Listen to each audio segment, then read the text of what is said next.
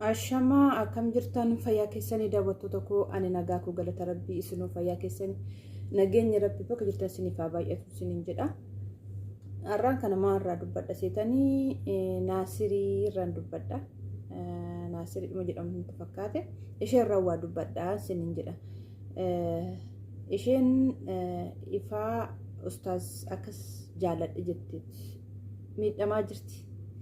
Egaa warroota immoo isheedhaan liivii seenanii akkasuma immoo isheedhaan immoo viidiyoowwan garaagaraa hojjetanii raawwaa dubbadha. Waan ishee deeggara jira.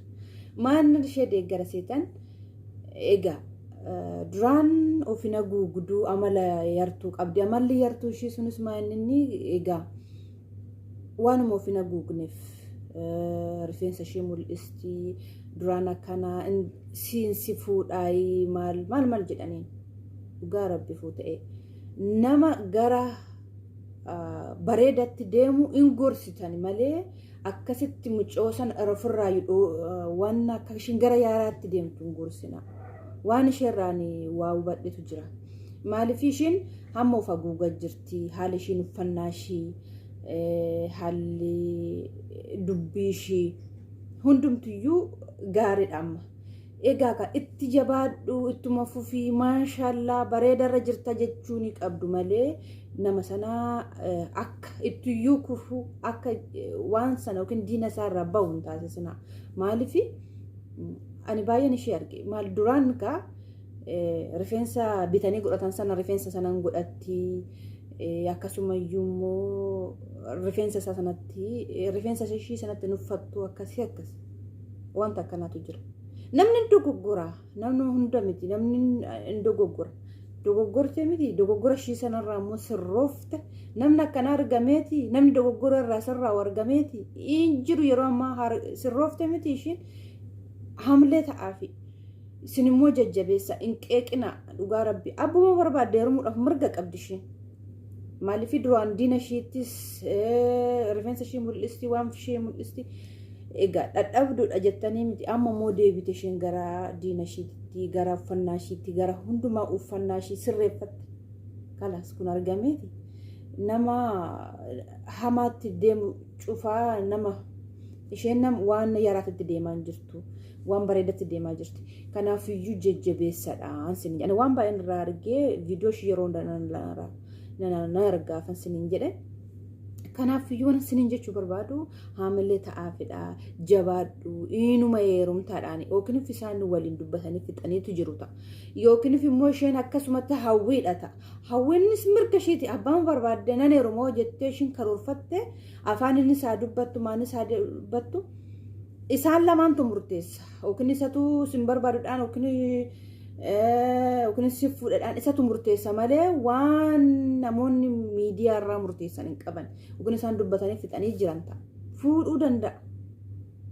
Maal taate namaa gadi miti dhugaa rabbi akkuma isheen jetteeyyuu haaluma uffannaa ishiitii fi haaluma duraan jirra jettu xiqqooshi malee bareedduu namaati. Kanaafiyyuu sin immoo haamilee ta'aadhaa fi namni bareedina keessaa irraa duuntaane kan keessaa isaatu beeku. Murteessaadha yeroo ammaa kana. Kanaafiyyuu maal isiniin jechuu barbaada yaa waan ani gasheen viidiyoo hojjettu haamilee ta'aaf uffattee dhufte maashaallah akkanumatti itti fufi jedhaani namni hundumtuu namoota hunda bira tokko bira inni jira uffannaa kana irratti irrinni jira kun immoo kennaadhuma isaati maal godhure kennaadha. Akkasii egaa bakka kennaa sanatti immoo namni sirreessi yookiin ofiishiitti sirroofte uffannaa ishii baay'ee sanatti tolama.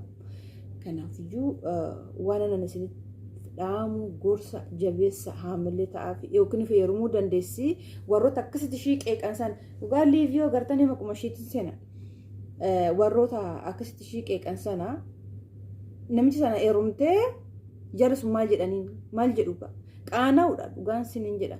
Heerumuu dandeessi maal isheen namaa gadi miti namni namuma horimuullee abaattu hawwiin hawwattu mirga ishiiti mirga qabdi akkanan heeruma jettee nama kana doon heerumeeyoo annatti tol doon jaaladhe jechuudhaaf mirga qabdi garuu heerumuullee isaan lamaan murteessan malee Kanaafiyyuu maal isiniin jechuu barbaadaa bultii keessa duugaduu baattanii jaalala namaa keessas gadu bultiin kanuma nama lamaati.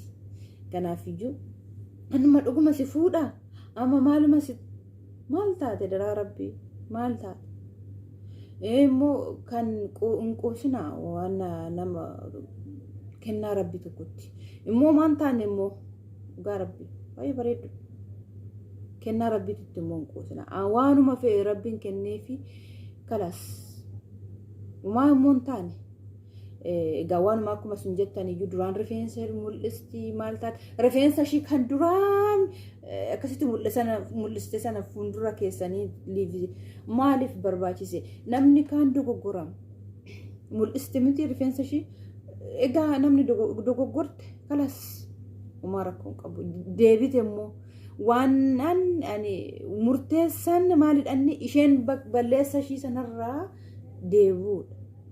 Maaltu namni akkanatti hin jiru yeroo ammaa tan duma gorsitee dhiistee gurrumatti akkatti dhiiteeyyuu namni balleessaa isaa sanarraa kun wanti tokkorraa hin deebi'u. Kana deebi'u ishii immoo dhugaa rabbi kuniyyuu beekumsa namniitii beekumsa qabdudha dhugaa rabbi. Kanaafuu egaa isheedha ta'e taanaan hundumayyuu hin dandeessi mirga qabdi. Warroota komantiidhaaf jajjabeessa malee isheen qeeqinaadha haamilee taa'aadhaafidha akkana ta'e akkana ta'a akkana ta'e akkana ta'a haamilee kennaaf ani komantii ani akka komantii sin dhibu hin jiru dhugaan sin hin jedha maaliif komantii yartuu keessaniif dhugaa isheen kana keessaniif sin immoo isheen immoo anjabina ishii maal seetan dhugaa rabbi waan ishii ajaa'ibsiifadhu maal seetan baay'ee konfidensii qabdi. Dhugaa akkasumatti immoo seentii yeroo hundaa viidiyoo hojjetti mirga ishiitika akkasumatti viidiyoo sana deebitee hojjetti waanuma feesin hin qeeqxanii isheen akkasumatti ammas deebitee nan jaaladhaa hin jaalatin jettaniini maaliif isheen mirga ishiiti nama kana jaalatte kanaafiyyuu akkasitti ilaala malee nama tokko balleesse immoo deebisuudhaaf yaala. Egaa maanni ambiraammoo isheen akkana taate sirroofte kunuu waan tokkodha sirraa'uun isheetiyyuu immoo amala akkanaan qabdee yaadugaa waanuma uffannaadhuma ishee kanaa ta'e malee jechuudha. Rifeensa mul'iste kun immoo rifeensa fardaa sana rifeensa laabitan sana mul'iste malee waan biraa mul'isne egaa.